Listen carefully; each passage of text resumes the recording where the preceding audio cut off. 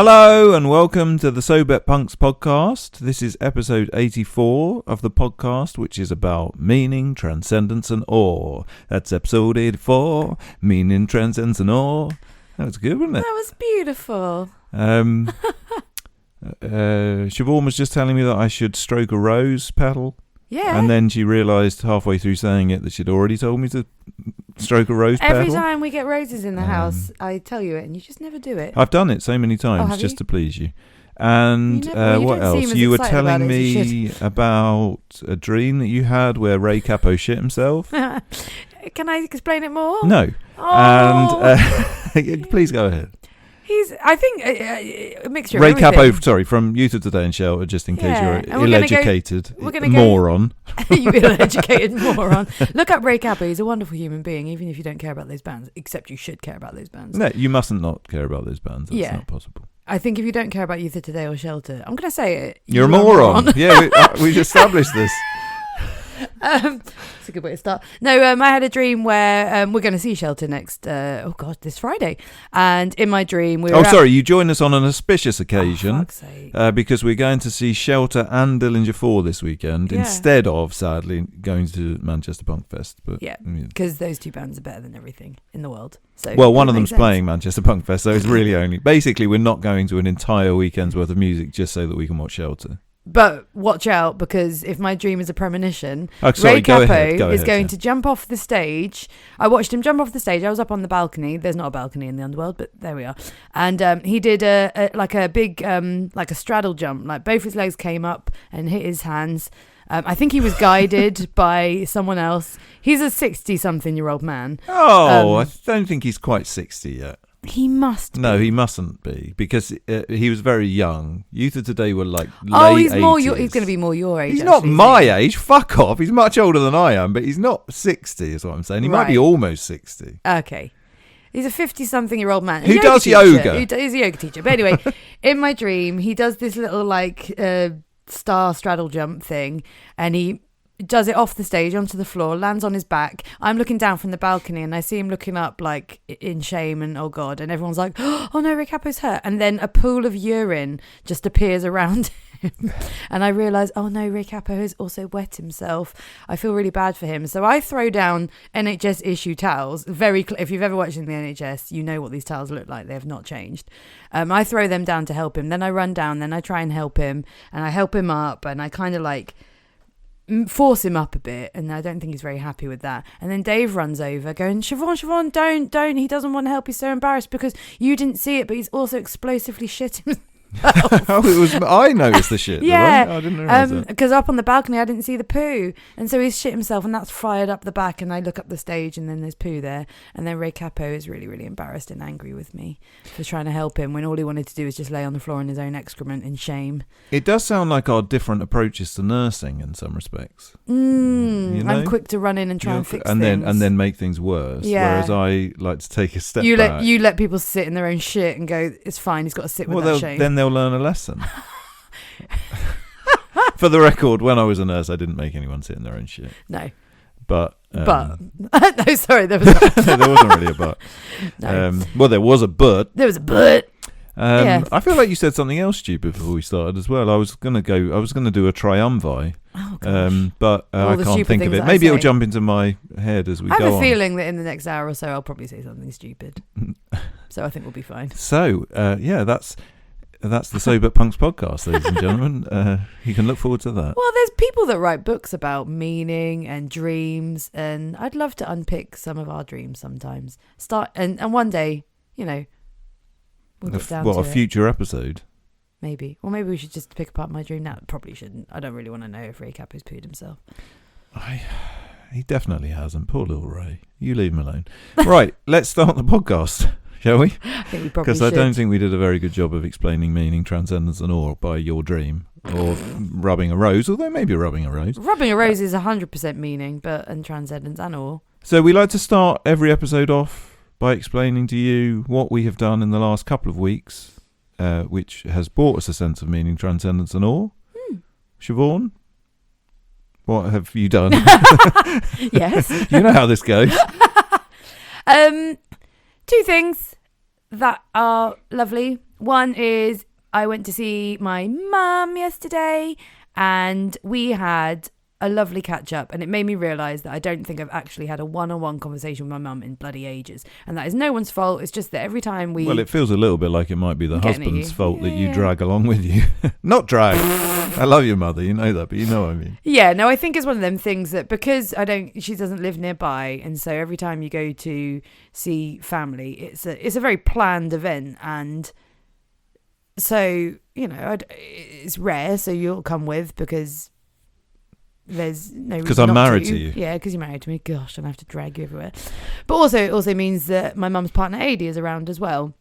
And it just means that there isn't actually that many times that I'm having one-on-one conversations with my mum. And over the phone, we don't talk over the phone very much, but if we do, it's very brief, and it's not the same as having a face-to-face conversation with someone. And it was just really good. We just had the biggest catch-up, putting the world to rights, emotional... just conversations that everyone should be having that I don't have too often. I think it's important that you say where these emotional conversations happened. Well, we were watching a Slade and a Blondie tribute act at 2 p.m. in the Concord Hotel in Southampton. One of whom I believe made a racist joke. Yeah. Which I would like you to... because when you sent me a text saying something that somebody said on stage, I mean, it's not so racist that you can't say it on a podcast, I don't think. No. But, they said way worse. I'm sure. Gosh. And I just thought to myself, God, fucking Norfolk, it really hasn't changed, has it? And then I realised you weren't in Norfolk. No, in Southampton. You're in quite a nice part of Southampton, a nice part of Hampshire. Yeah, or not really, Eastleigh. If anyone's been there, it's quite something. But I forgot. When I messaged you, I had actually forgotten where I was. I was completely transcended into Norfolk, and I was like, oh shit, we're in. It's only when you said, oh, the Norfolk follows you around. I'm like, oh yeah, I'm in Southampton. Yeah, no. Please tell the racist joke.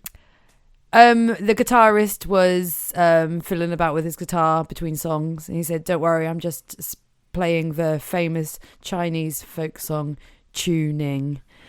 I've never heard it before. I mean, no? I'm surprised in a way. And then he made a little noise to indicate that he was Chinese. The noise you probably shouldn't make on the podcast. I'm not going to make that noise, no. And that is not the last thing or the first thing that they said that this band said. Oh, slay. It really... And then the amount of times they said, oh, you can't say that anymore. And anyone who says you can't say that anymore... Oh, wow, really? Okay, you haven't given me the full story. Yeah, no, I haven't, sorry. Okay. It was a whirlwind. We'll do that off air. Yeah. So that one, not so much meaning transcends and all, but it was actually... Do you know what? And then watching my mum sing her freaking heart out to every Blondie song was lovely. No, I bet it was. And she knows every word, and the woman singing on stage was like, Jesus, look at this woman, she's singing every word. And my mum is just having the nicest time, because Blondie was, you know, that band were her heroes. Debbie Harry is their absolute heroine, and yeah, just lovely. And also, those songs are fucking good. I just always forget how good they are. So not anyway, as good as Slade though, are they? Oh, they barely, considering it was a Slade tribute band, they didn't actually play many Slade songs. Yeah, but you told me why that was. It's because after 3 songs, the singer pretending to be Noddy Holder completely lost his voice. Yeah. So presumably, if he tried to do a whole set of Noddy Holder, it was terrible. And then as a break, he did See My Baby Jive, which is much higher than every Slade song, and it was so bad. Could you imagine Noddy Holder singing See Your Baby Jive? No. I said that right. No, that would be...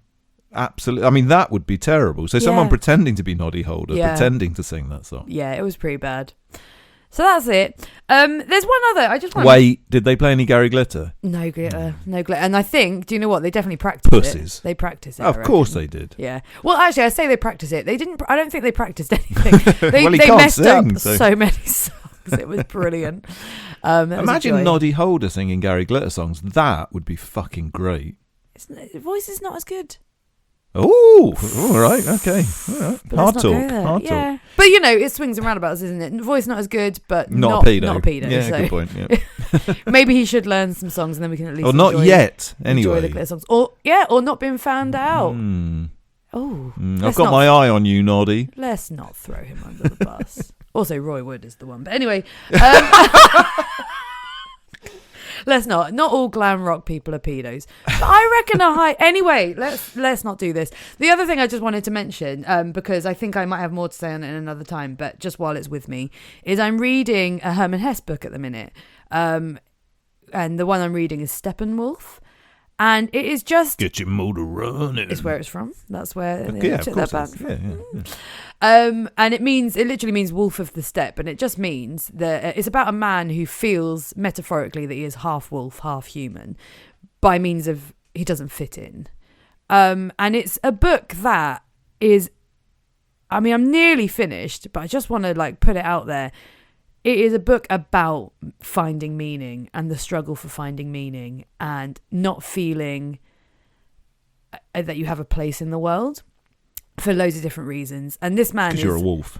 Well, no, but he's like, it's a bit about depression. It's a bit about seeing... I mean, this is in the midst of capitalism really kind of starting to be a thing. And people like pre the 20s, you know, everyone had the same standard issue items, and now, you know, people are really interested in looking a certain way and being a certain way. And basically it really, he's written it in the 20s, and it applies to every meaning crisis like decade that we've had, and it just speaks to now hugely about this poor like disillusioned man.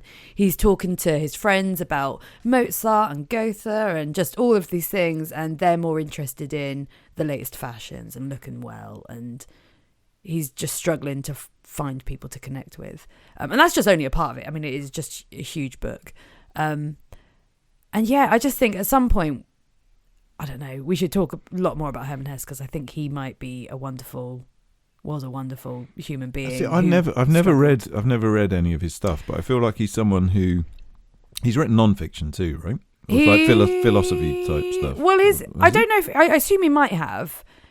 I'm not sure though. But he's definitely written like 4 or 5 like main fiction books that are kind of renowned. Siddhartha. I don't know how you say it, but that's the sort of famous one, isn't it? But yeah, Siddhartha, The Glass Bead Game, which is his massive book that he wrote quite a few years later. But these 3 are all immediately post First World War. He was anti the war. He can see the next war's coming. In fact, it's really, considering this book is written in like 20... And he's German, isn't he? He lived in Germany. He wasn't just of German descent. Yeah. He's also someone who had psychoanalysis done to him. Early psychoanalysis too. Like proper beginning psychoanalysis. So all of these books kind of come after that. He's opposing the war very openly. He has psychoanalysis as well because he's quite down and just it's happening and wants to find out about himself. And he's a very spiritual... The only reason I even knew of him is like I saw a quote in a book once, and I really can't remember what quote it was, but I remember thinking that is profoundly wonderful and meaningful. Well, that was what I was going to say. He's come up with a lot of other things. Yeah. Like a lot of philosophical type things and spiritual type things. I feel like I hear his name. He's brought up as a thinker. Yeah. And I've always just assumed he was a philosopher, or always had assumed he was a philosopher until you started reading him. Didn't realise it was novels. Yeah, no, he's not. He's just very influenced by all of the things that I think that we like or that come up frequently. Like you say, he just comes up in everything. And was he a Buddhist? I think he was interested in, but I don't know Eastern if spirituality generally. Yeah, he was interested in that. I mean, Siddhartha is... I mean, it's not a coincidence that he's called Siddhartha. It's about basically the story of Gautama Siddhartha, but kind of not. And that's just a wonderful book anyway. But yeah, no, I think he is interested in all these sorts of things. I don't know how far he took it or off the top of my head. But just really, really, really wonderful. So A, if you haven't read any, go read some. And B, I think at some point we should probably delve into him a bit more, because especially this book is just so speaking to everything that we feel now about crisis of meaning and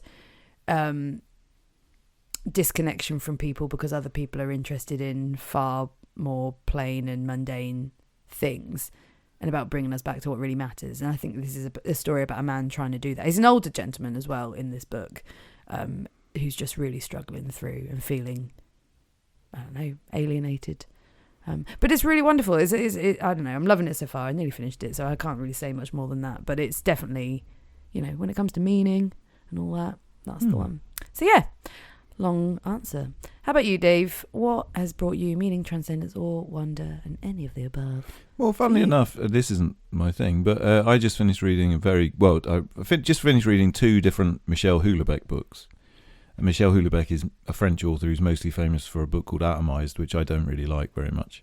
But I like some of his other stuff. And he brings up Goethe a lot. Is it Goethe or Goethe? I don't know how you say it. I think it might even be Goethe. Yeah, like, Gota. I think it is Gota. I'm not really sure, but Gota I think is isn't that a thing you get in your throat? No, yeah, maybe. Like I don't know. Yeah, maybe. But I think it's Gota, but I don't. I think I had one anyway.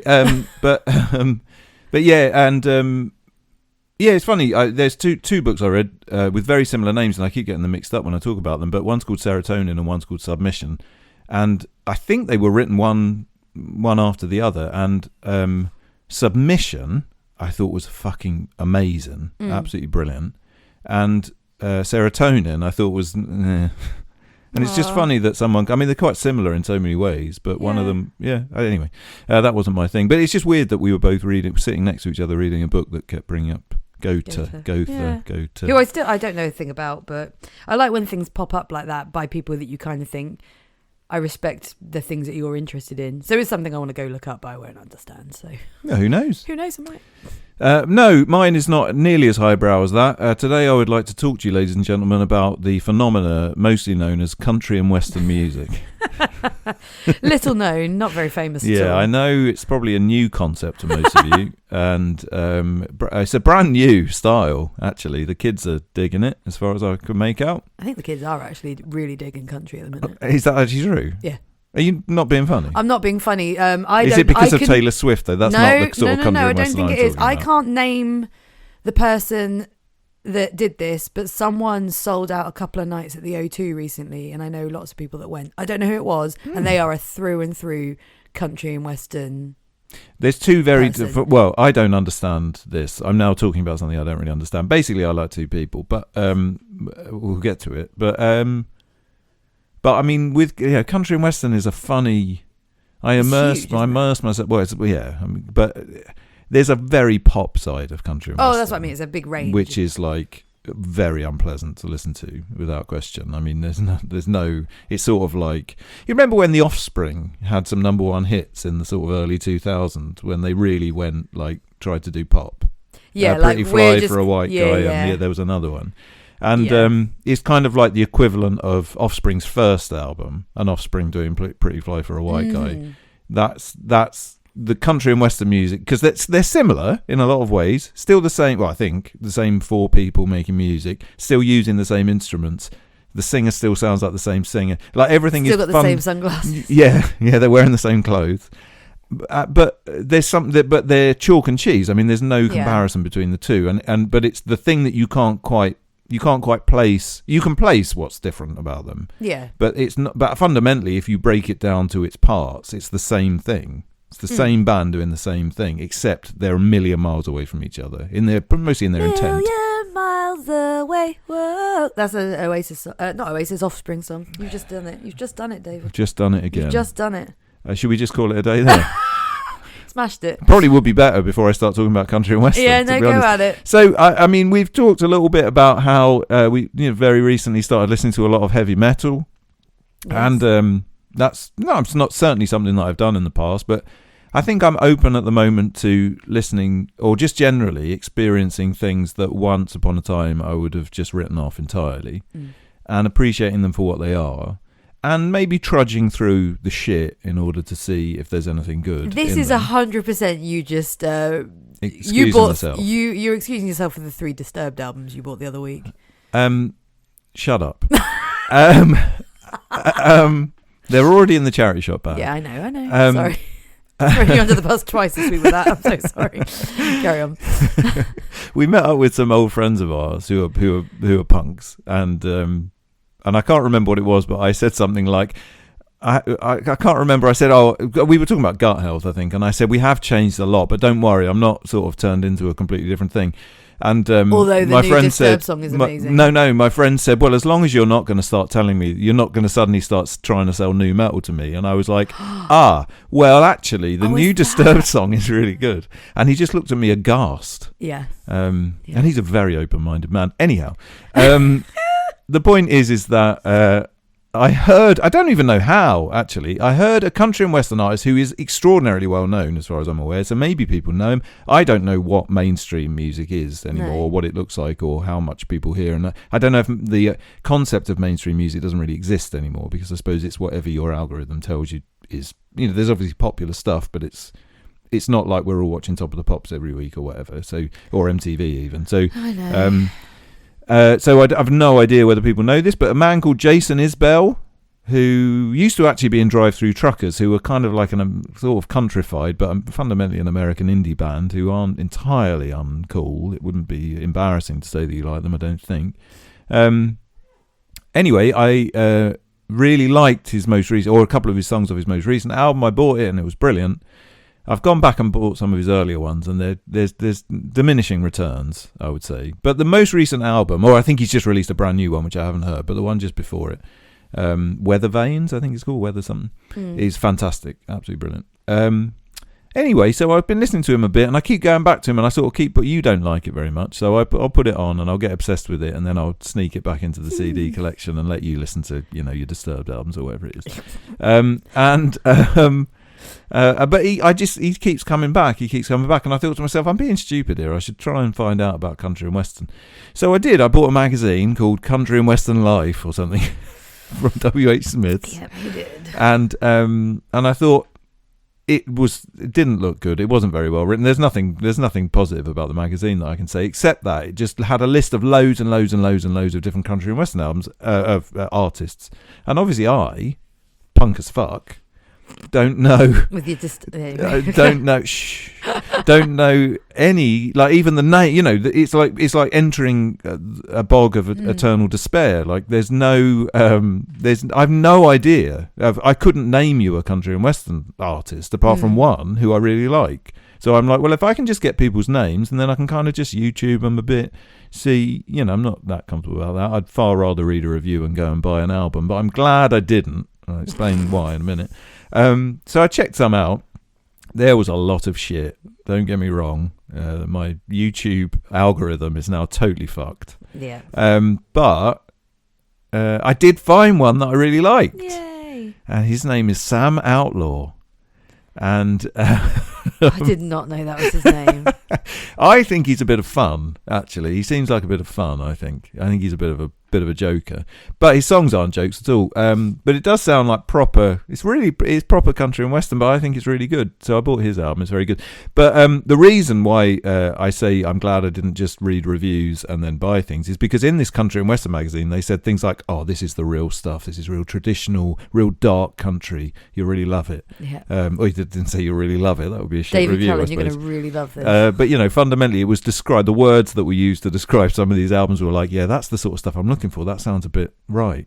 And then I put it on YouTube, and it's literally just like twanging bullshit. Basically, just embarrassing twanging bullshit. There's one man who sings about how you can't cancel all of us. His song is fucking hilarious. Again, I would be careful. I would recommend anyone to listen to it. It's easy. You just type in "can't cancel all of us." But if you do that on your YouTube, you will start getting some Proud Boys content coming up. Quite immediately. So, be careful there. But there's a lot of shit. But anyway, I like Sam Outlaw is my point. And maybe on a bigger point, I think I'm very recently getting a lot out of just checking things out that in the past I would have just immediately poo-pooed, or not even. I wouldn't have even allowed it to come into my consciousness. Yeah. And this is true of loads of things. This is true of, in a lot of ways, this is what this podcast is about. Because if you can apply this to kind of, thought, whether it be spiritual thought or political thought or whatever. And I'm finding that I'm getting a lot out of just experiencing other things. Yeah. Not necessarily because I'm going to love them. Like, it goes back a little bit to what we were talking about last episode. Like, listening to a load of terrible country made going back and listening to some music that I maybe hadn't listened to for a while that I liked sound that much better in a funny sort of way. It's a bit obscure to say that, but that's definitely true of like reading different opinions about things. If you don't agree with them, that's quite good because you've experienced them and then you've formulated something else, or you might agree with there might be a little nugget in there that you sort of think, well, this person's awful or their opinion isn't right or whatever, but there's this little nugget. Yeah. I definitely found that with a lot of religious stuff. I mean, I would have absolutely just completely written off anybody that was remotely religious in any way. Definitely not interested in Christianity, of all things. And then you suddenly realise, well, there's a couple of things in there that are quite wise, actually. Oh shit, I can incorporate that into my life without having to eat a biscuit and drink a wine. It's not a biscuit, is it? Eating a biscuit and drinking wine. That's how people get in the door. No, I completely agree. Come for the biscuit and the wine. Biscuit and the wine. Leave with Jesus inside you. Jeez. No, you are not going to be the sales rep for the Christian church. I think I'll do a better job than they're doing, to be honest. But yeah, there's loads that I agree with in there. There's, the fact that we have opinions that are always based on our past, and we consider that that's really us. I mean, there's a lot about ego and not ego, us feeling that we have a self, and I don't want to go too wildly into that, but specifically everything that we come up against that we go, oh no, well, it's one thing to take it on face value and weigh up whether you agree or don't agree in that moment, but it's when people just go, oh well, no, because I'm a left, or I'm a this, I'm a that, so I couldn't possibly. It's well, no, but that's just attaching to something idea of who you were once. Also, I think that's about having a societal ego. The problem is once you say I am a whatever, anything, again, we've talked about this before, then your ego gets caught up with everybody else's opinion as well. So you have to always agree with the ones that you're on the side of, even if they're saying utter nonsense. And you just don't get a moment to sit and take things on face value and, like you say, work it out and give it the benefit of the doubt and have a conversation. You hear it a lot about I think a lot of the podcasts we've watched have said oh, we got together Buddhist monks and Christian this and Jews this, and they all can get together and have conversations and be genuinely interested in each other. It's good, that's a lesson for all of us. Well, they don't believe the same thing, and they probably anti some of what each other believes, but of course they're very similar. That's what happens. You realise that you're very similar to other people that have very different views. Like a Buddhist monk and a Catholic monk, fundamentally believing completely different things on every level. I mean, entirely different things.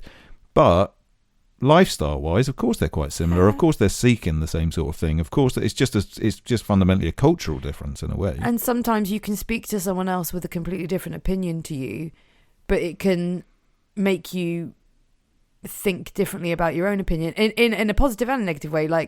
You hear stories of people who speak, Christians that speak to Buddhist monks and get something out of that makes their Christianity stronger, or makes their daily practice better, even though they're doing completely different things. So there's tons that we can learn from that sort of stuff. And then there's also the really practical thing that we've brought up loads of times. I think we should always revisit things, because you are genuinely scientifically a completely different person to what you were yesterday, 7 years ago. Every 7 years, every single cell in your body has completely regenerated. So you're literally not the same person. So you should. And hopefully, if you've done something right, your brain has changed with it. Your ideas have changed. You've grown in some way. And you should aim for that. So reading a book that you read ages ago and getting something else out of it, you can probably do that anyway with well-written books and films of that nature. But you've changed, and your opinions have changed, and you have physically changed. And it's always worth going back and just redoing things or revisiting things just to see if you feel different about it, because you might be surprised that you do. Consciously, you think you wouldn't, but there's so much going on that we just don't know about in our bodies and in our brains. So that was my only point. I love it.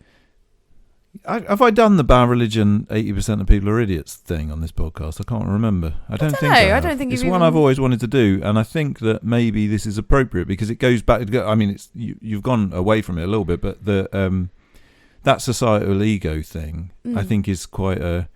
It reminds me of this thing that I've started to take into my. This is a bit of a difficult thing to take on, I think. So. This might be a bit controversial. It's all right. I think I have a Peep Show quote that's going to help. Oh, okay, good. So when I was very young, really young, Bad Religion had just released, I think, Stranger Than Fiction, and they were on the evening session, which was on Radio 1 at 7 o'clock in the evening, and they did a session for the evening session, which is just fucking bizarre that Bad Religion were on prime time, Radio 1. Yeah. I assume that's not the sort of thing that happens anymore. But anyway, and I had very recently found out about them. One of the first punk bands I ever got into, And anyway, so they recorded this session and they also got interviewed. And there was one thing that always stuck with me. And so I don't know, I'm probably 14 or something. And I'm not sure if I'm going to quote this exactly right because I've never been able to listen to it since 1994 or 5, whatever it was. But and I think it was Greg Graffin. And the question was something along the lines of, and I'm not sure if it was either 60% or 80%, or I might be getting that wrong, but it's something like, you've said in the past that, let's say 60%, just to be kind, you've said in the past that 60% of your audience are idiots. Why do you say that? And this is sort of typical Bad Religion type of thing, anyway, typical Bad Religion sort of thing to say. And Greg Graffin basically said, well, in society, 60% of people are idiots. So it just makes sense that within an audience at a Bad Religion gig, the same will be true. And that was, and again, I might have completely misquoted that, but that's fundamentally, I think, the gist of it. And I don't know why, it's always stuck with me, and I've always thought it was kind of a little amusing thing.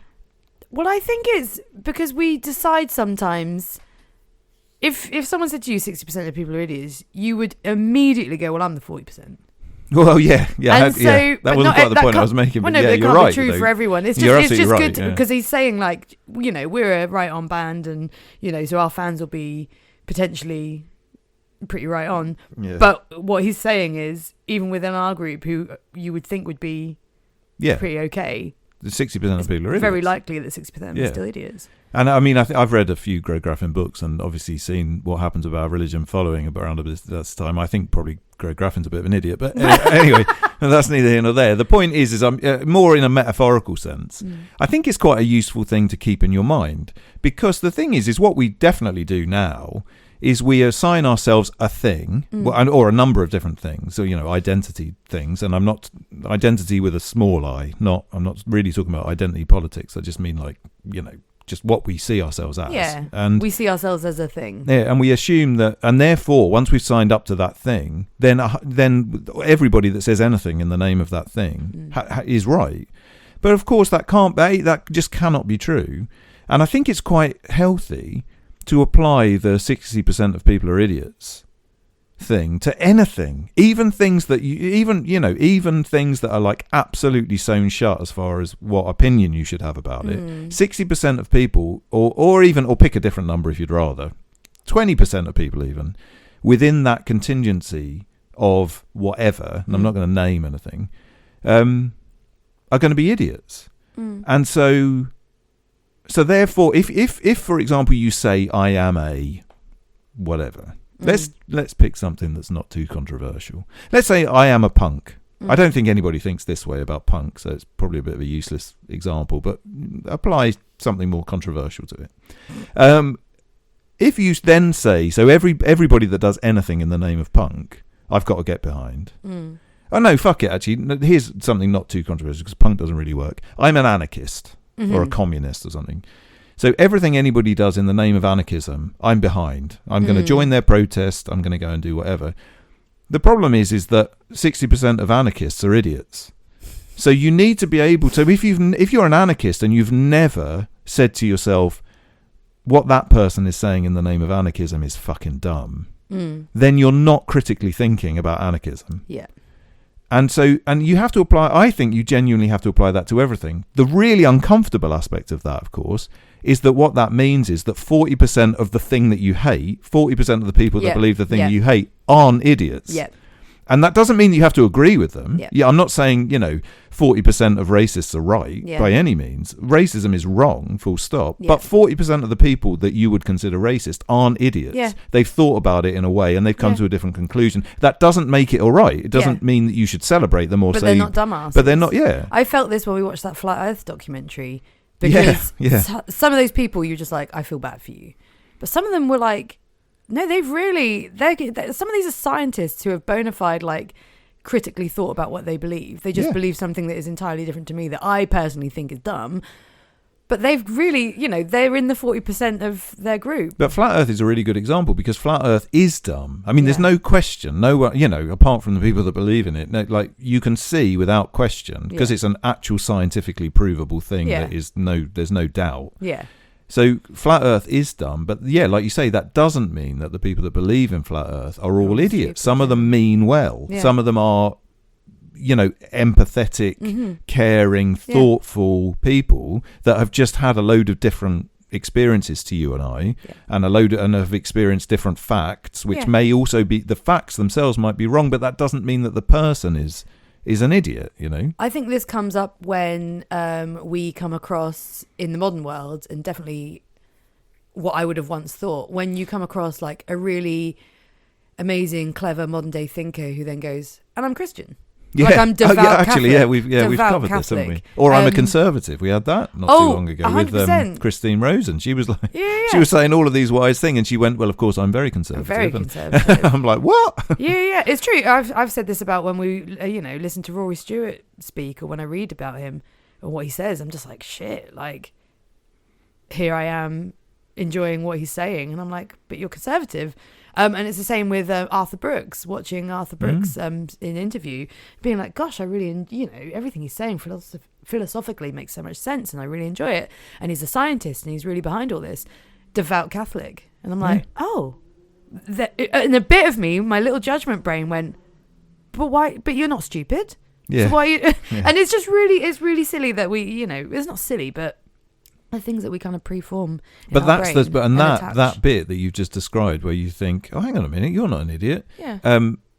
That I genuinely believe is the social egotism that we're all at the behest of. Yeah. Because the thing is that my group can't be wrong. Yeah. Everything that anybody says in the name of my group, whatever group that is, however loose that is. I was talking to someone at my work yesterday who's young about like cosplayers, right? Because she's a whatever, she's a bit of a nerd, and it wasn't anything remotely like deep, but it was interesting because to me that sort of shit makes absolutely no sense at all. And she's not really an active cosplayer, but she's got friends that are, and she's kind of interested in that sort of thing. And she's of the generation where that's just completely normal. Yeah. And she's actually intelligent enough to be able to see that. She sort of says, "Yeah, but to my generation, it would be great if we were like you." But she more or less said that. I don't mean I'm brilliant, but it would be great if I worded that wrong. It would be great if I grew up. I would have loved to have grown up in a time when experiencing the real world was very important, but actually within my experience of life, like I've experienced a world that basically comes at me through the internet, and so this is just normal to us. And actually it's really nice to go to Comic-Con because it's like taking the internet offline, and I kind of get that, but I was sort of thinking to myself, go for a walk. but you've put yourself online in the first, that's bizarre that you've got it's like this thing that we all see as being brilliant, i.e. the internet or the connectivity of the internet. You've got to do something really active in order to remove yourself from it, and then you celebrate that like, oh, it's amazing, isn't it? I actually saw people in real life. It's like, yeah, but if the internet wasn't there, you used to have to just do that. I know, but no. Anyway, they don't get it. No, they don't, and that's fine. I don't know where I was going with that. No, I don't know where I was going with that. 40% of cosplayers are not stupid. Yeah, which blows my mind. No, that's to me that's more controversial than 40% of racists aren't idiots. I love it. But I mean, I think you can probably safely say that there's, Greg Graffin's being Greg Graffin in his, and again, I might be misquoting him, but obviously you can kind of say, okay, well, but flat Earth in of itself is absurd, so you have to accept that maybe slightly more than 60% of flat Earthers are idiots, and whereas I don't know, anti-racism is obviously kind and nice and what we should all be, so maybe you could change the numbers slightly, but you have to accept that there is a percentage, even if it's a small percentage, of people that think like you and believe themselves to be like you are fucking morons.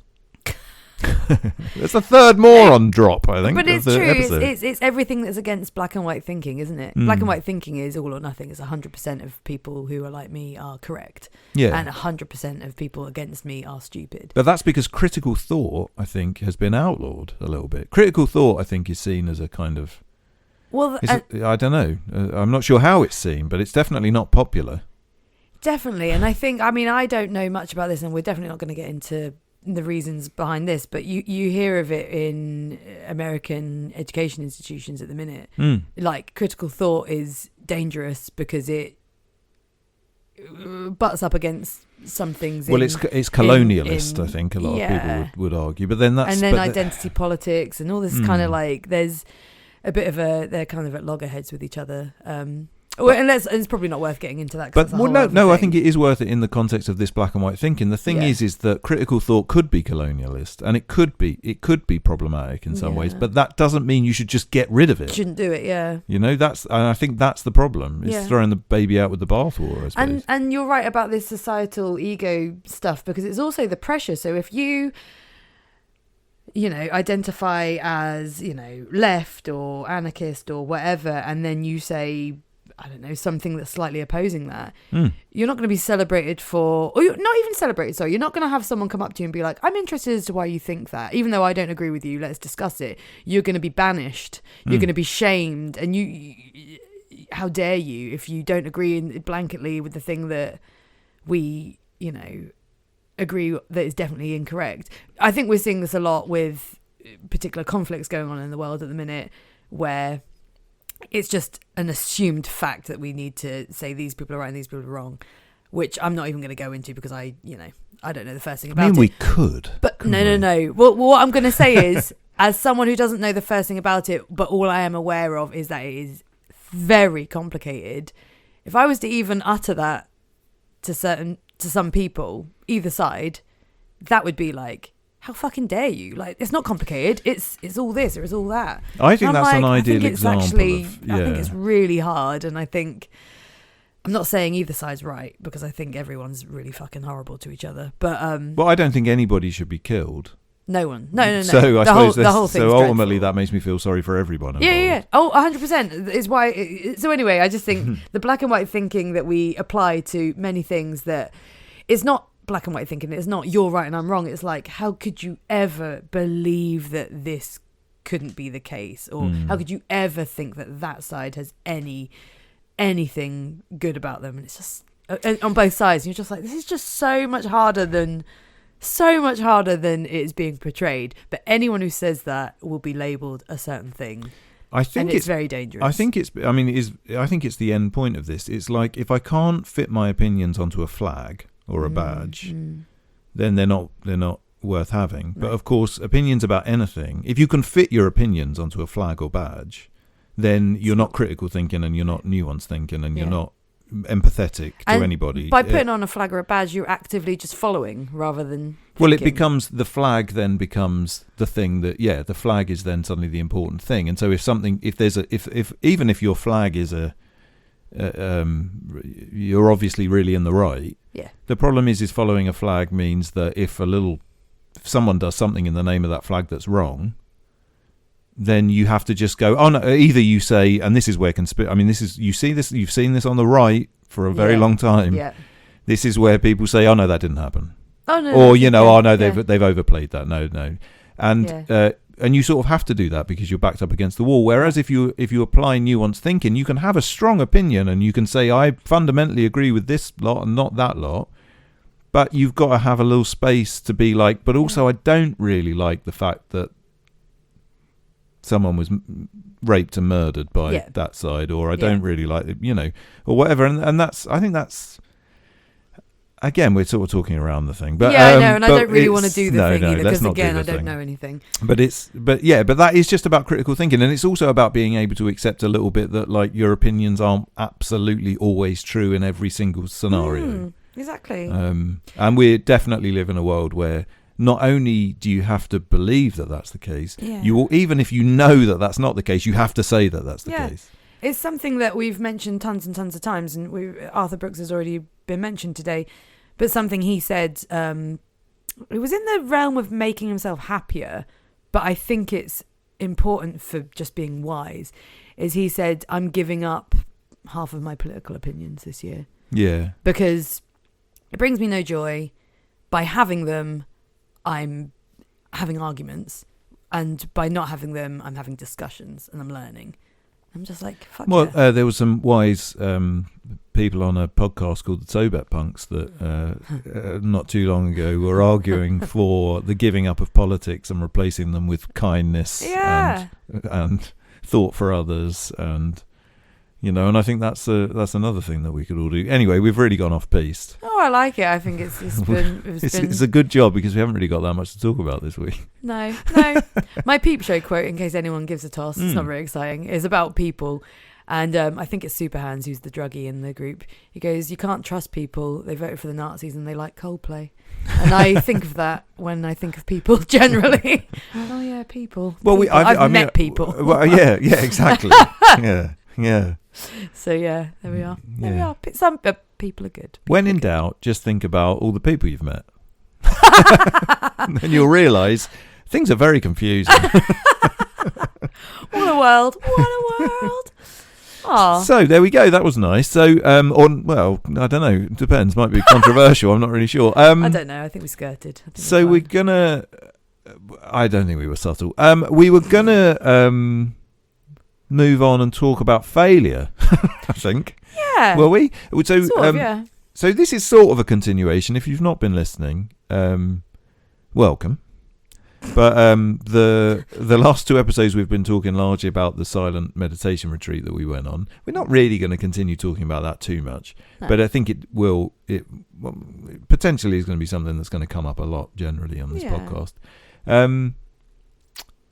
But last episode we were talking about renunciation and how giving things up that appear to be good sometimes gets you things that are a lot better, I suppose. If that's probably I don't think we ever said it that concisely. No, I was like, I don't really remember that it was a very concise episode. Yeah, I don't think it was. No, with distance, I think you've summed it up in one sentence well. It's at least what we tried to say. That was definitely fundamentally the point, but I don't think we ever actually said that. Go back and listen to it now with that in mind, and hopefully it makes more sense. Probably. I'm sure it came across. I'm sure it was fine.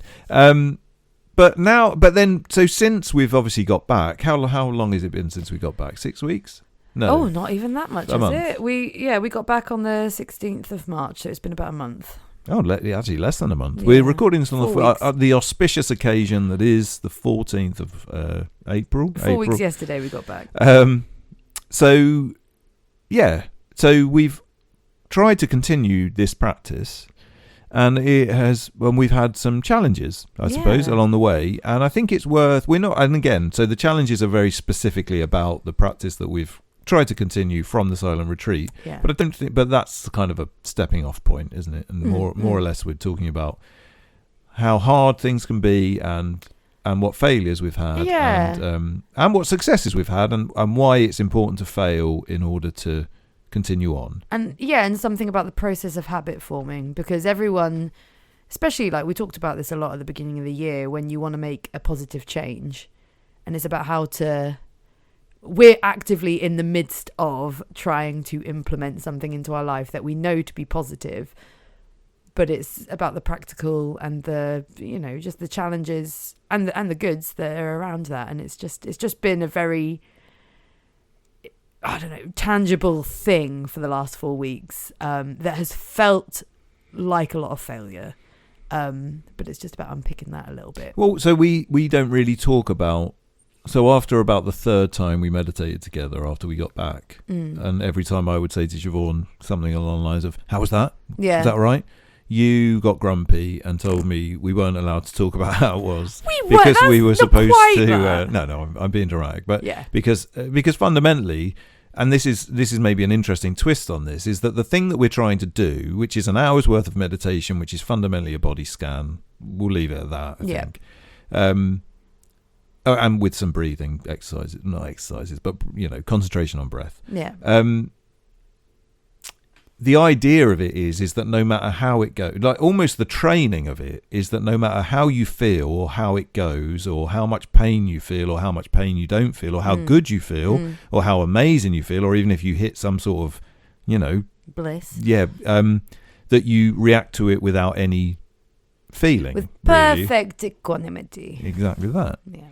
And of course, the secret of that and the idea of that, I think, and this is a very simplistic way of describing it, but the idea of that is that then within your life generally, when you're faced with either things that are brilliant or faced with things that are horrible, you deal with them in that sort of same way. It's like you just see them as this, okay, well, this is an experience I've had.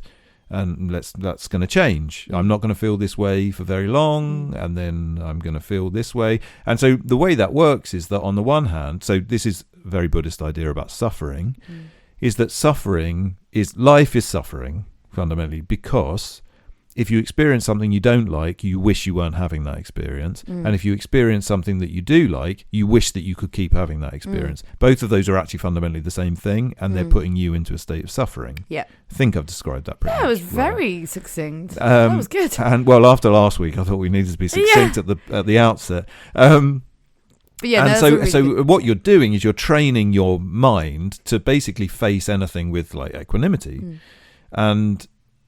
And by doing so, somewhat, at least limiting the amount of suffering that you're going to experience. Now, I've been meditating for a long time, and all meditation, to some extent, is that. It's just that this type is very literally that. Yeah. And I've definitely had some really positive experiences with meditation generally, and I would say over the last 4 weeks, and of course we did it 13 hours a day for 2 weeks prior to that, or 10 days prior to that. I would say I've had a lot of positives in my life from doing it, but that isn't to necessarily say that the meditation practice itself has been wildly successful. But the lack of success is almost part of the meditation. That's what I'm trying to get to. It's true. So for when there's lots to unpick here, but first of all, when we were on the meditation retreat, you're doing 13 hours a day in complete silence with no distraction, and it's very weird how quickly you get used to it. And I did talk about this a little bit last week, but with the renunciation, it was only when we got back that I fully appreciated and understood the point of this noble silence, because slowly but surely my mind is everywhere, and I did not have a problem with mind wandering, to be honest, on the 10 days, and I don't even really remember how bad it was prior, but it feels like, and this is definitely an interpretation I've put upon it, but it feels like my mind is back with a vengeance, and I pretty much feel like, and this is attaching too much to it, but it feels like every session is a bit of a struggle with the mind wandering. But one of the things that you just mentioned about the kind of the you feel like you're failing, but that it's probably paying off, is within that meditation, you have to, if you notice that you're mind wandering and you've been thinking about something else for 30 seconds, a minute, 5 minutes, it's kind of hard to even know because you don't really have a watch with you. The motion of bringing, like, looking at it and going, oh, that was a thought, trying not to like have any emotional reaction to it, and then bring yourself back to the concentration that you were having, that like exercise is forming the brain elasticity that is required. But I think it might even be fundamentally forming new pathways in your brain. I think that's how it would be described scientifically. Yeah, I think it is. Yeah. But what you've tangibly got is a lot of realizing that you were mind wandering. So the thing you're doing is practically correct and creating all these pathways, and it's almost exactly the same as being able to concentrate on your breath. In fact, the concentration on your breath is you're only able to do that, or not even concentration on your breath, but the body scanning. You're only actually able to do that once you've done enough of this bringing yourself back. So actually the path, like the thing that you're doing when you're mind wandering and then realizing you're mind wandering, that's the very thing you have to do. It's like the rite you have to go through. Not even the rite, it's the exercise, the physical exercise your brain the thing that you're has to doing do. Is. Yeah. Yeah. But the upshot of that is, at the end of your 30, 40 an hour, you're left feeling like, God, I just mind wandered all the time. Because the amount of times you've noticed that you're mind wandering. And it's really hard to get your head around the fact that that is the practice, and that is, you're doing it right. And doing that often will eventually lead to being able to do the body scanning and being able to do the breath work and having all the woo-woo that comes after that, which we experienced tons of on this 10-day, and I've experienced zero of since getting back. And it's just really hard to deal with the fact that what feels like a failure is actually, I mean, you hear trust the process in things like gym culture, but I couldn't help but think that a lot when I was on the meditation retreat, because he is giving you these things saying you're not going to understand it, but subconsciously this will all be doing the thing. And I did. I was like, screw it. I'm going to set aside that time no matter what. Even if I am mind wandering for an hour, I will sit there for an hour and mind wander, because just for the record as well, mind wandering actually, if you were coming at it from a different school of thought, mind wandering is really healthy. Yeah, that's so true. It's not true. Necessarily a bad thing to do. But anyway. it's funny because when people, I can't meditate because my mind is just everywhere, and it's like, fine, then that's watch it. You've got the Enjoy object of it. your meditation. Yeah. It's like, that's fine. Sometimes I'm actively like 10 minutes been thinking about something else, but the second you realize you've been thinking about something else, you're doing the practice. But it doesn't feel like that, because if you've come from a thought of you have to sit and concentrate on the breath and don't think of anything else and count your breaths, it feels like when your mind wanders, you've failed. Yeah. But in the failing is the thing. It's the process is the thing. But it's really hard to keep that in your mind. I mean, it depends. I don't know anybody listening to this podcast what sort of experience of anything like this they've had. I'm sure the vast majority of people have had very little, I would guess, and I'd had very little until quite recently. But I wonder if that comes from the mainstream mindfulness meditation movement, which is probably, if any, the one that people will at least be aware of, if not will have tried. But also because mindfulness meditation is used so much within the context of like self-help and personal development and stuff like that, and business and all getting of those. away from stress, whether that's in business or your home. Yeah, and so fundamentally it gives you two wrong messages, I think. It gives you one message, which is that you're doing this in order to make yourself feel like, you know, or you just like, it's for you to feel better. Yeah. And of course it is, but it's in much more of a subtle way. Yeah. And actually, I think meditation isn't really to make you feel better. It's to make your subconscious feel better, which is not necessarily making you feel better. It might actually make you feel worse in some respects. It's about dealing with feeling worse. Meant to make you feel what's really there. Yeah. Rather than what isn't there. Yeah. You suddenly realise that you've got a little 10-year-old boy in your chest. But if you haven't listened to the previous episode, that might sound a bit pedo-y, but trust me, it's not. But the other thing is, the other reason why I think that there's this really wrong idea about meditation is because of the nature of personal development and self-help and all of that sort of stuff. What cannot be said in that context is you're going to fail a lot. What has to be said, really hard work. What has to be said is concentrate on your breath. Do that for like 10 minutes a day, because you only do it for a little while because you've got a busy life. And then you're going to feel amazing. Yeah. Because if personal development and self-help were honest about how difficult this shit is, then they wouldn't be self-help and personal development, because it's all about positive thinking and all that bullshit. So I think that's the thing, and we've talked about this a little bit before, like the mainstream taking on, that's not the right word, but taking on of Buddhist practice, which is very much a thing that has happened, and I think a lot of people don't realise that some of that stuff is Buddhist practice, is empty, very much because it doesn't have the bit in it that basically says you're a prick, like you're an idiot, and you're going to suffer all the time, and this is going to slightly help, but it's probably going to take you your whole life to get to the point where it helps a little bit. Yeah, like that's the truth. Yeah, and for most people that would be like, oh well, fuck it then, I'm going to go and eat a Mars bar. You know? Exactly. But of course, it's so much more. Again, it's more nuanced than that. Going through that process, the process itself is so helpful. And so we've talked about this already, I think. So we won't go on about it now. But it's about experiencing that hardship. Experiencing that hardship is really good for you. And so one of the things I would say, I've had a similar experience to you. I think, weirdly enough, because definitely you. I mean, it's hard to say because it's about our inner worlds. But my impression has always been. We've both respectively meditated in different ways. We've never really meditated together. No, a couple of times, obviously. And we talked about, we went to the Triratna group for a while, and we've gone to this beach meditation a few times. Those are probably the only times we in the same room meditated. Yeah, together. Never done it at home.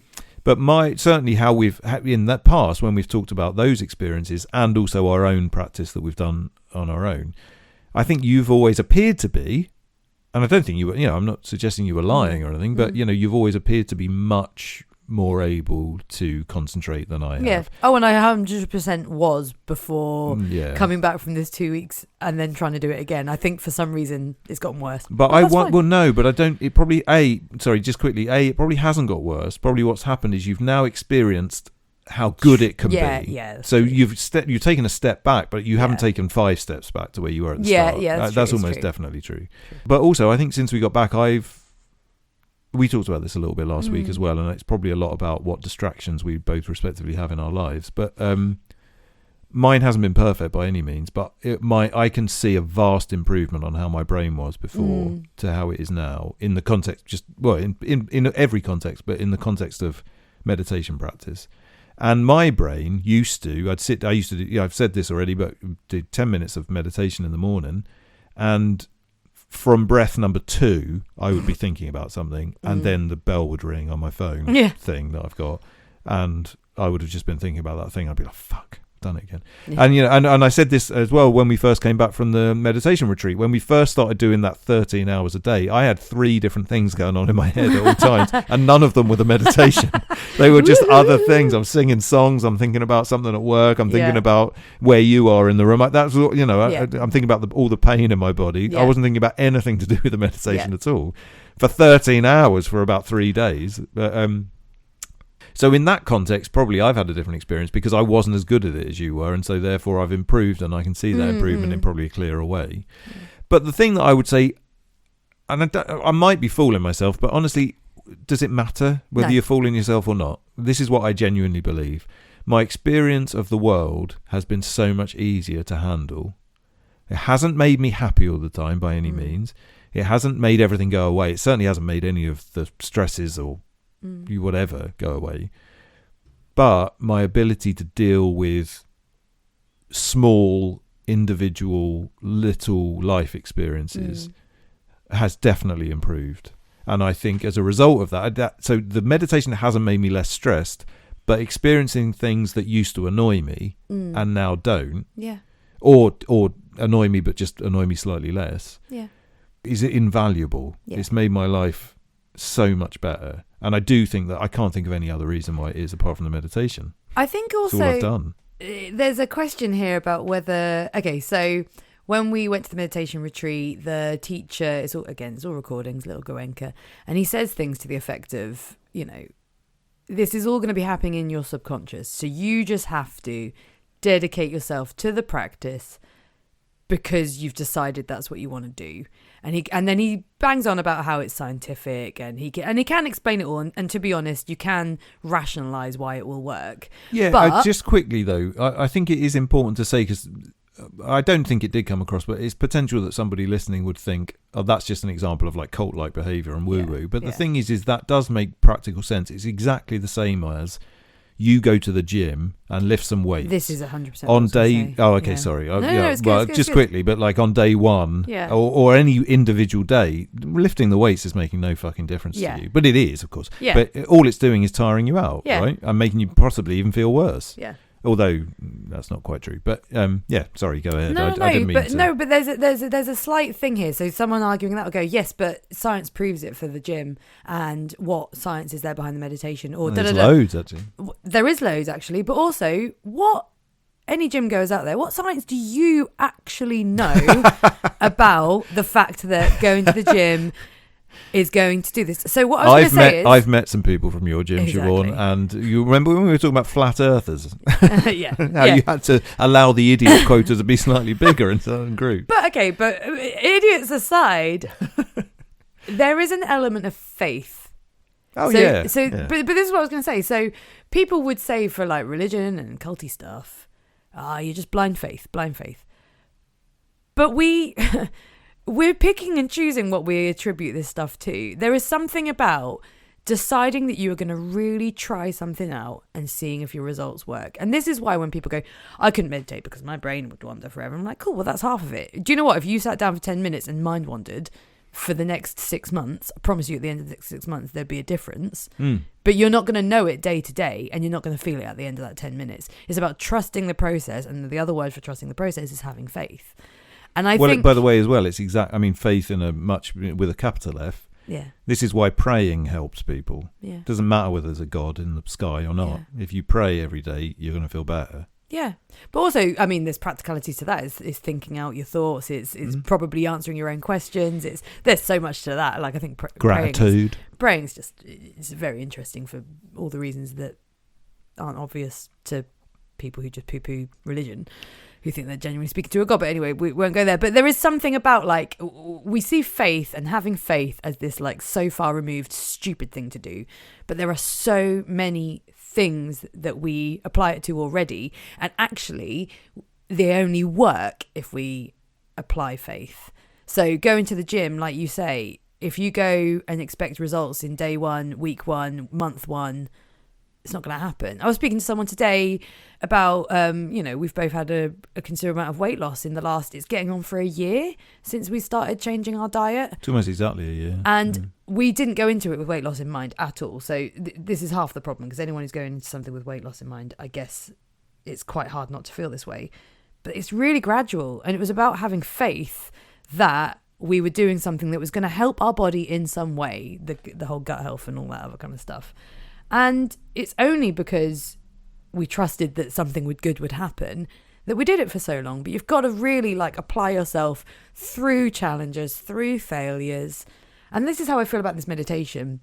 So even though this last month has felt like I have regressed to the point that I felt I was better at meditating before in some ways, I was better at concentrating, I think, but I can never know because I can't really remember what I was doing before. But for example, I can sit for an hour now and it's not even a thing, and 10 minutes would feel extraordinarily small. I don't know how I ever only did 10 minutes, but that's fine. When we do half an hour now, it's like it's like we didn't do it. Yeah, it's bizarre. Yeah. And 10 minutes for me used to feel like not a long time, but 10 minutes was that was kind of. I could look at my watch like 3 or 4 times in 10 minutes. And when we went to the Triratna groups, that was 40 minutes. That's the only time prior to this that I'd ever done 40 minutes, and that was like going on a journey. That was like a long plane ride. Yeah. And now 40 minutes is just like, oh, okay. It's kind of over, yeah. No, I feel like I've gotten away with a short one. Yeah. But one thing that I want to take from all those other things and definitely want to apply to meditation, and it's definitely what Goenka was banging on about, is setting aside that time and just doing it anyway. So there are mornings where I'm getting up and I'm going to sit for an hour, and I'm fully aware that I am going to be all over the place. But I know that as long as I keep doing this, it's the only way to see if anything happens. It's not that I know something will happen, but you can only find out. I mean, Goenka was saying it the whole time while we were away, like, you've got to give this a fair trial. So that's why you're doing it. And also 13 hours a day. We're only doing 2 hours a day now. And in a much difficult... Only. I know. This is, but in a we much also more have difficult... jobs and uni courses and bands. But all of that impacts on it. So it's like... we were doing 13 hours a day of uninterrupted meditation before. Yeah. No wonder we felt good and progressed so much. I can come back and be really rational about why it's not going well now, but all of this won't stop me and stop us, like, setting aside that time just to see what happens. And I just think it's embracing failure, and it's anti-failure. Failure doesn't exist in that world because it's the whole way you get better. But funnily enough, we may have said this, but I don't think we did. Like, it's a type of renunciation as well, isn't it? Yeah. It's good for you because you give over 2 hours of your day to something, which is for improvement purposes. Yeah. And it's. I think that's just good for your brain anyway, even if the meditation itself isn't going very well. It's a version of renunciation as well. And it's probably, again, I don't think we talked about this, but maybe we mentioned it, but we've had to find a way to fit those 2 hours of meditation into the day. Yeah. So as a result, for example, I've started getting up at 5 o'clock every morning. Yeah. Now, I would never have done that in the past, but I've sort of worked out, if I need to leave for work at this time, I like to read for an hour, I like to do this. So right, okay, so I've got to get up at 5 o'clock every morning. I did that purely to get in the amount of time that I needed to have meditation. But as a result of that, my days since then have felt really long. Yeah. But you're not I'm enjoying my life more because I'm getting to a point where I feel like I've done loads of stuff and it's like, oh, it's only 9 in the morning. I think it's also, you've just got to choose.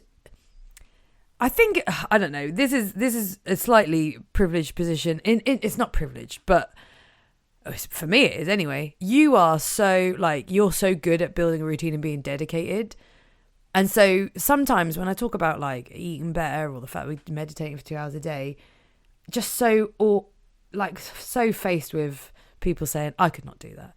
Where do you do that? No, I couldn't do that because of this, that and the other. And there's something about choosing what you think is important, weighing up. Like, one of the ways we found this time is we said, all right, when we mindlessly watch episodes of TV in the evening, which we talked about many this people last can week, relate. I think, but Yeah, true, we probably have. But it's, we chose to get rid of that. We choose to wake up earlier knowing that and this is a bit pompous, and maybe I don't want this to come across as pompous and look at how good we are, but it's making choices. It's really thinking about what you actually want to do with your days. I was going to say, it's not about we're out. better than anybody else. It's about, it's literally a choice. Yeah. That everybody can make. I mean, it is the same as diet. You can make choices about that sort of thing. And fundamentally, to describe for you, I mean, for me, it's different because my life is much more chilled than you. But for you to say that you think it's privileged that we've found time to meditate for that amount of time, you work a 13-hour day with pedos and murderers in a psychiatric unit and drive there an hour and drive back an hour and you get up at 4:30 in the morning so that you can do an hour's worth of meditation, and then you get home and do another hour's worth of meditation, and then we go to bed. That's not privileged. If we didn't have running water, that's the only way that could be less privileged. But you find, like, you accept your lot and you find ways. Exactly. And do you know what? That's what I'm trying to say. If you can do it, yeah, like, pretty much there's not, I'm not, I don't say this in a judgy way, but there's no excuse for anybody. And do you know what's really, like, a really good thing about this? I was talking to someone this morning about, they were working lots and they're trying to eat better. And I'm going to come back to them about this. I was just like, I work 13 hours a day and I have recently started taking all my food to work. This is a really boring side note, but well, you've got a personal chef. But this is oh yeah, and a personal washer-upper. Oh yeah, but it's a choice I've had to do. This doesn't sound like a big routine change, but basically I take all 3 meals with me to work, eat them in a tiny little eating window because morning's really busy and I have to have eaten by 6 basically, and then my working day means that I'm very busy at the beginning and the end and throughout the whole day. But my life, because of the change I've had to make in order to do the meditation, I am eating better. I feel more energetic. I'm not sluggish at the end of the day. There's just so much but that's an unexpected. I have for years have tried to eat at work and I've not managed it. And this is such a boring thing to talk about, but it's just revolutioned my life a little bit. A lot. No, I was going to say, don't minimise it. It might be boring, but it is important. Yeah, it just the amount of people say, I could never do. I could never eat all 3 meals at work. In fact, if I ate one, I was lucky, and then I was starving, and then I'd come home, and we were eating when I got home. So then we were eating, sometimes a massive roast dinner at 8:30. And again, you can't do that. Well, if you want to meditate. Prior to that, I probably shouldn't be doing that anyway. Prior to that, we would have worked a 13-hour day, then gone out and eaten cocaine and alcohol, and then and then had 1 hour sleep, and then gone back to work. So 100%. That was probably even worse. Exactly. So there's just so much to be said for, like, you might have to, in order to do something that's good for you, whatever that is, it might take a massive routine change. And I think the only reasons that we've been successful is because we're weirdos that really like doing that. Like, we really like taking a routine change and seeing what happens. And it might mean that you then have to do another routine change. So in order to find 2 hours of meditation time, not only have we had to get up earlier and give up some stuff, like I say, I've had to, pre-plan so much food and actually get to work and dedicate time to eating and say no to people in order to just sit and eat for 10 minutes, which I've never been able to do.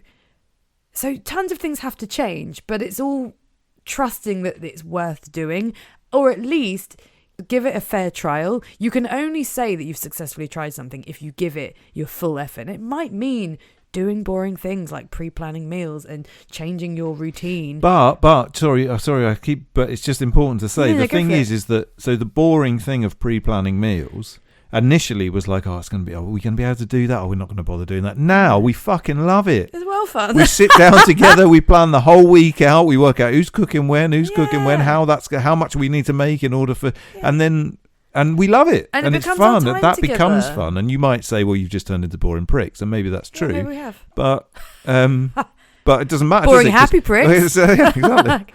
It's like literally not miserable at all, and we could be miserable, and we have been miserable. And again, I don't want to be like pompous. Look how good we are, but it's just you just got, there's just effort involved. It's choosing what you want to do with your days. Again, having this timetable is a really pathetic thing to say, but having this timetable that laid out how many hours of meditating and where the meals were and all this other stuff just exposed to me how much time we have every day and how I didn't want to waste it anymore. And you might think sitting on your ass for 2 hours a day meditating sounds like a bit of a waste. In some respects it could be, but it's just you just got to choose what each of those hours are. Isn't there that, is it Oliver Berkman that did he split your life into days or hours or something stupid? Yeah, his book is, I can't remember the However number, many days. but it's however many days your life is, and it's not, it doesn't, it sort of sounds like a lot, but it also doesn't sound like many. It doesn't sound like a lot, but there's something about, like, I really like, this is SMART goals, this is care planning 101, breaking things down into tiny little manageable bits. If you say to someone, I'm going to do 13 hours of meditation a day at a silent retreat, they're like, what the fuck? But it never, like, you just do an hour at a time according to this timetable. There's little gongs that signify it. Yeah. And it's just like, everything is manageable, everything is doable, and you have so much time. But it also forces you into that ideal state of mind from a Buddhist perspective, which is that you're not even doing an hour at a time. You're literally doing, I am where you are. Yeah. Right. I'm doing this second at a time. Like, you're continuously in the present. Yeah. And I don't actually think at the time I necessarily appreciated this. And I'm only really just thinking of it now. There was a lot of good things about the retreat and doing the things that we did while we were there, but one of them is that it does force you to just be in that second, and that second sometimes was horrible. I mean, I talked about kind of a lot of this, I had a lot of realizations about how ugly my subconscious is, and I did not enjoy that. For the first 6 days I was in abject physical pain, like insane. It's fine. But it was extraordinarily painful, physically and emotionally, but by default, whilst you were going through that physical pain, you were right in the moment. Whereas, so it's interesting, you're talking about us being happy now, and I don't want to go too much into this, but 2 years, maybe 3 years ago, I was not a happy person. Maybe 2 years ago, I'm not even sure. I've blanked it from my mind. Just before we got married. Yeah, pretty much. And I was not doing very well, and I don't need to go into that too much. But nor do I want to, nor do I think there's any point in dwelling on it, and nor am I going to call it a name, because I don't think it was. It was just an experience that I had. But at that time, I was not living in the moment at all. And I'm not saying had I been, it would have made it any easier. In fact, it would have probably made it harder, because you would have been much more aware of the thing that was going on at that moment. But at least you could have dealt with it, And I think that that's something that, all the changes that we've made, it has been a journey. It's been a real journey from being pretty much rock bottom to being where we're at now, which I think is important. And the way that we've made that journey is all of what you're talking about. It's all of the little steps that in and of themselves haven't appeared to be making any particular difference, but have absolutely revolutionized everything. And that living in the moment thing, one of the things, so I've heard this said a lot, and literally for the past month, this is another reason why I've seen that the meditation practice has been really helpful, is that one of the things that a lot of people say, and this is more of a self-help thing, but I think there is a Buddhist basis for this as well, and you'll know, because I think it's something you've talked about before, is when you feel an unpleasant emotion, like, rather than thinking to yourself, oh my God, no, I don't want to feel like this, or, I feel anxious or whatever, looking for the emotion and really trying to feel the emotion, really trying to work out what that emotion is and how that feels. And as soon as you do that, and it's hard to describe exactly what that means, hopefully it kind of makes sense, you realize that the emotion just isn't there anymore. Yeah. So if you feel stressed, rather than going, oh God, I feel so stressed, I don't want to feel stressed, if you go and look for the stress, you suddenly realize, well, where's the stress? Oh, it's not there anymore. And it's not to say that 2 minutes later you might not feel stressed again, but you just keep doing it. You keep going back. And I found that in the last month to be probably the most and it wasn't really something that was talked about on the meditation retreat, but it's something that has revolutionized the way that I deal with. And again, I don't have to, I no longer have a particularly stressful life, but the little things that I experience, which are maybe a bit unpleasant or whatever, have just gone, because Yeah. as soon as I feel anything like that, I look for it and it's gone. Yeah. And that must be something to do with this practice. It's 100% that, because it's the whole point of the body scanning is to notice something arise and pass away, like Arising, passing and away. But it is the whole point is to so intellectually we know, oh, I once felt stressed, I don't feel stressed now, so that feeling does go away. Or I can feel upset at the beginning of a day, but an hour later I can feel good, so I know that feeling does go away. But this meditation is to experientially feel with sensations that things come and go away, and then thoughts come up and emotions come up at the same time, and it's to look them in the face and realize they go.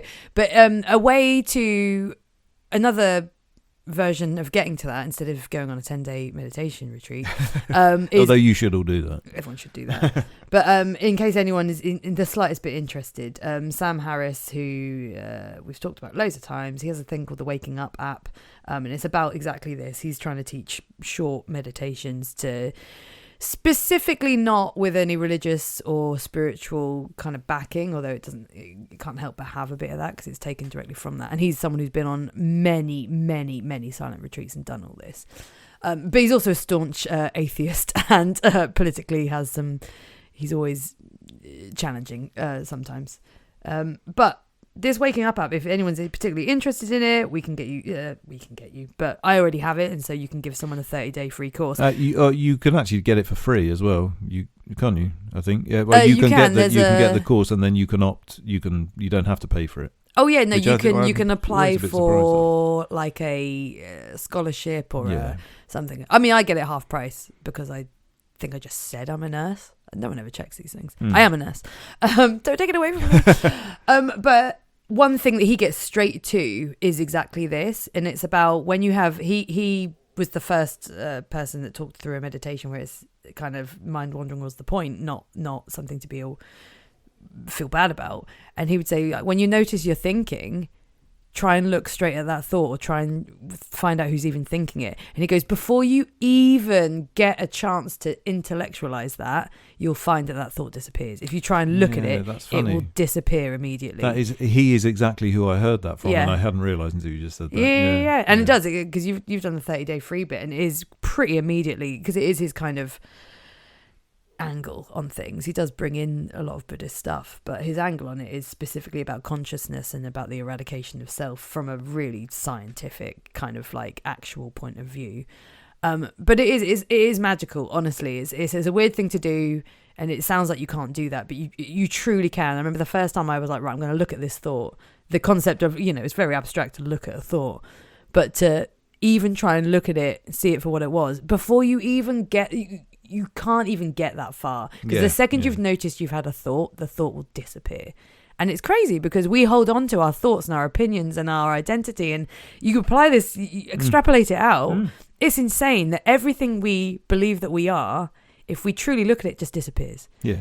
And we are nothing. I suppose we're absolutely nothing. But that is not nihilistic. That is liberating, and it's wonderful. And that's the whole point of Buddhism anyway. And let's not call it Buddhism, but like the whole point of meditation. And so, so if anyone wanted to come at it from a very non-spiritual, not non-spiritual, but non-religious point of view, and do it quite short and sharp, I would say the Waking Up app is fantastic. And even if you only do the 30-day free bit, pretty much everything of worth is in that 30 days. So you could just do that, and it's a very practical way to get into this. And Spotify, that is not paid advertisement. In case anyone's listening, we've not been paid. Heck no. I think probably Sam Harris has got bigger fish to pay than us. He's fine. There's again, you can get it for free by just virtue of saying, "Can I have it for free?" So and no one's checking those that proves that we were not paid to sell this. But it's there's loads of weird and wonderful ways to experience. It sounds silly, not silly, but kind of weird and out there, maybe what we're experiencing or what we're talking about, but it's really not. And there's very practical, quick ways to get straight to it. Sam Harris is a good way to do that. And we will be talking about more of those practical and quick ways to do the things that we're talking about on a future episode, because this is the end of this episode. That was very neat and tidy. Well, that was good, wasn't it? Oh my gosh. So we've been So Bet Punks. We are a podcast. Yeah. Did we say I'm Dave? No, we didn't. I'm Siobhan. I meant to do all of this at the start as well, but I've stopped doing that as well. Well, I only did it once. If you want to contact us, you can. shamcityroasters@gmail.com. We don't advertise this on social media in any way because social media is the devil. So if you want to tell your friends about it or ring your mum and say, there's these two weird people that talk about this weird shit every week and sometimes boast about how brilliant their lives are. Worry your mum. That would be everyone. Get your mum to listen to this and then see how she takes it. No, just try and describe it to your mum. Mum, I'm listening to these weird people that talk really about cults and religion. They really like country and western. Yeah, and country and western. Like make your mum think you've joined a cult. Our mums thought. I think our mum still thinks my mum has no idea what her son's doing. My mum keeps saying after that retreat, she said it to me yesterday, I hope you got out of it whatever you needed to get out of it. Which is basically like, you know, I don't know, if I came out as like homosexual, I think my mum would be like, well, I'm glad, whatever suits you, whatever's... You wouldn't get anything in and out of that, would you? But yeah, I think my mum thinks I've joined a cult. It's brilliant.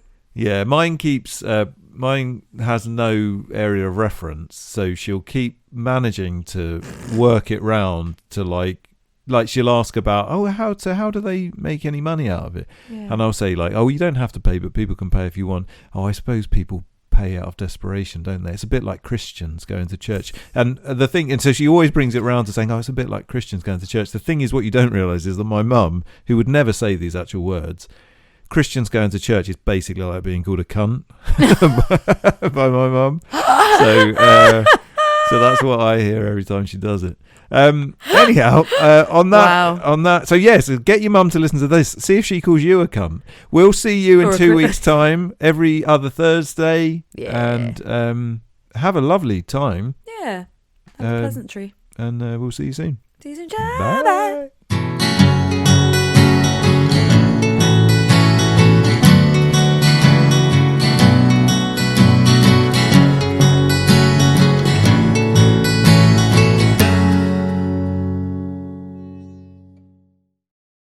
I love our lives. Oh, that's nice. I just started recording it when you said that. It's good. It just sounds like I'm drunk going, I love our lives. I love our lives. Are you ready? Oh, yeah.